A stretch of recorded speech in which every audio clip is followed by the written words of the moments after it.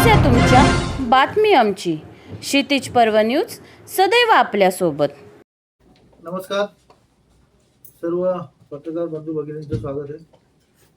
ही पत्रकार परिषद घेण्याचं कारण तुम्ही कालच ऐकलं सर का विरोधी पक्ष नेत्यांनी जे आवाढव्य वक्तव्य केलं त्याला सत्ताधारी म्हणून आम्ही उत्तर देणं क्रमप्राप्त आहोत. आज लोकांना गुमराह करण्याचं काम त्यांनी जे केलेलं आहे ते तुम्ही बघितले असेल. पण जनता माझी एवढी सुज्ञ आहे का आपण जे 21व्या शतकाकडे आपण वाटचाल करतोय, आपलं शहर सुंदर शहर बनवायच्या योग्यतेने आपण आमदार प्रशांत ठाकूर साहेब, हरीशदादा असतील, सभागृह नेते असतील, आमचे महापौर नितीनभाई असतील, उपमहापौर आमची मानसिकता एकच आहे. ह्या पनवेल शहर एकदम एअरपोर्ट आपल्या जवळ आलेला आहे. आज किती मोठे हब आहे. त्या अनुषंगाने आपण जे शहर सुशोभीकरण करण्याचं काम करतो, विरोधी पक्षाला पोटदुखी असल्यामुळे ते विरोधातच बसलेले आहे. तर त्यांना काय बोलावं, काय चालावं याचं तारतम्य आपल्याला बाळगायला पाहिजे. म्हणून तुम्हाला या ठिकाणी निमंत्रित केले आहे. त्याने जे वक्तव्य केले तर तुम्ही जर विचारलं तर तुम्हाला आम्ही उत्तर देऊ शकतो. आमचे सभागृह नेते प्रकाश जिनेंद्र साहेब आहेत, आमचे नगरसेवक साहेब आहेत तिथे. ते आम्ही काही सगळ्यांना बोलवलं नाही. आपल्याला एक 5-10 मिनिटात उरकायचं. त्या अनुषंगाने तुम्ही काही विचारू शकता. आपण स्वतः ते दिनंतर पत्रपरिषद आयोजित केलेली आहे. तुम्ही सुरुवात करा, म्हणजे काय मुद्दे तुम्ही त्यांनी आरोप काय केले त्यावर तुम्ही ऐकले असतील ना. आम्ही ऐकले. तुमच्याकडे कळलं पाहिजे. तुम्ही सुरुवात करा, मग आम्ही त्याने जे पहिले लाईटचा विषय काढला, लाईटची काय गरज आहे ती पहिल्यांदा त्याने अभ्यास करा.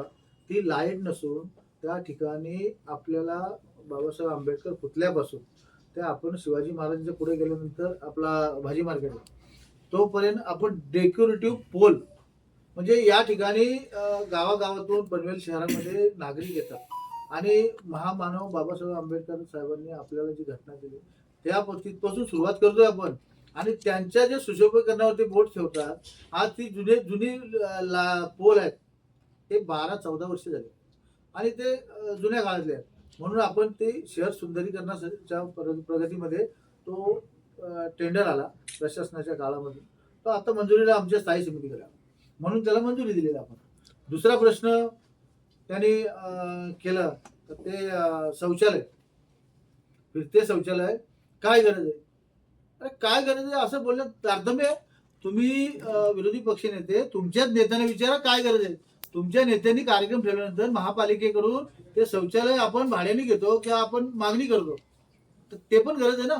आता आपल्याकडे हिंदगी चादर झाली, आपल्याकडं मराठा मोर्चा निघाला, आपल्याकडं ही वारकरी संप्रदायाची भूमी आहे.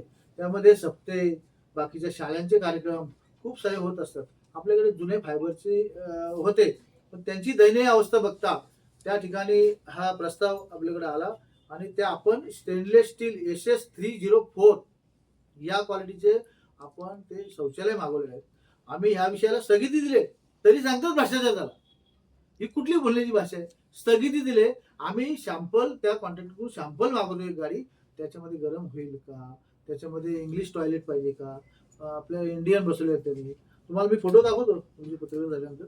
सुंदर, एकदम सुंदर टॉयलेट आहे आणि त्यांची 15 वर्षाची गॅरंटी आहे.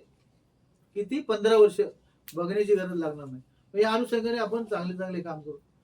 नाही इतपत आम्ही तसे नाही आहोत.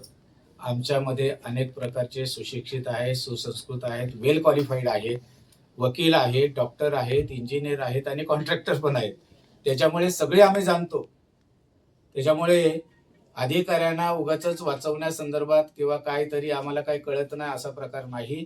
जिथे अधिकारी चुकत असतील तर त्यांना वठणीवर आणण्याचं काम देखील आम्ही करतो आणि करणार आहोत. तुम्ही महासभा बघत असाल आणि त्याच्यामुळे आम्ही सांगितलं पहिल्याच महासभेमध्ये की माननीय आयुक्त साहेबांचं आम्ही अभिनंदन केलं. त्यांना व्यक्तिगत पुरस्कार मिळाला गव्हर्नरचा महाराष्ट्र शासनाच्या माध्यमातून मान्य मुख्यमंत्री साहेब यांच्या शुभ हस्ते.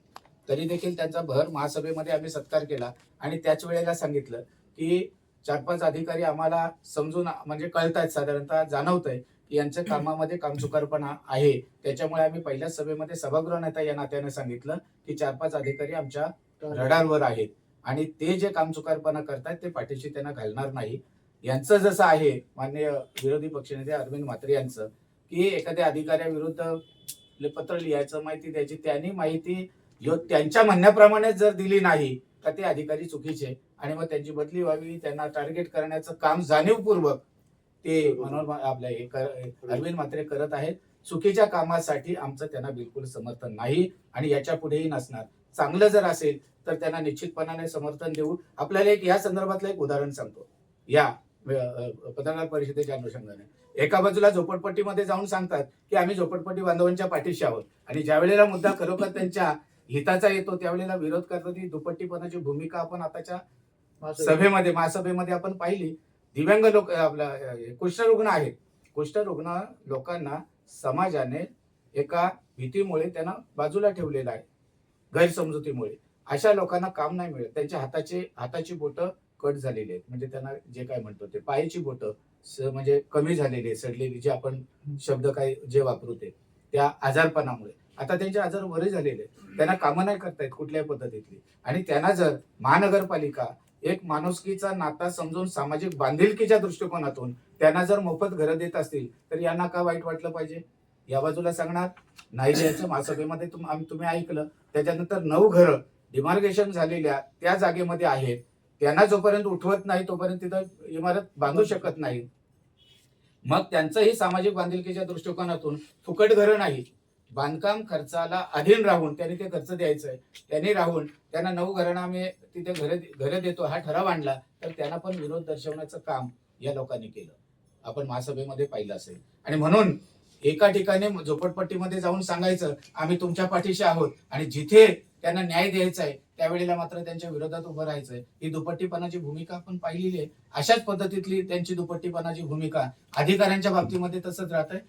जायचं आणि आम्ही तुमच्या सोबत आहोत आणि मागच्या बाजूला उंगली करायची, अशा पद्धतीतलं काम फक्त ही लोक विरोधी पक्षांची बसलेली आहेत ती करताय. आणि जनतेच्या पनवेलमधील जनतेचे मनपूर्वक आभार व्यक्त करतो की भारतीय जनता पक्ष, शिवसेना, राष्ट्रवादीच्या नेते मंडळींनी विश्वास ठेवून या उमेदवारांना थम्पिंग मेजॉरिटीनं या ठिकाणी अधिकार प्राप्त केलेला आहे. आणि याच कारणामुळे त्यांना अल्पमतात त्या ठिकाणी बसावं लागतं. 5 जणांची, 4 जणांची आणि 13 जणांची, असं त्यांचा 18 जणांचा विरोधी पक्षनेते आहे. 5 जणांचा गट वेगळा आहे आणि 13 जणांचा गट हा वेगळा आहे.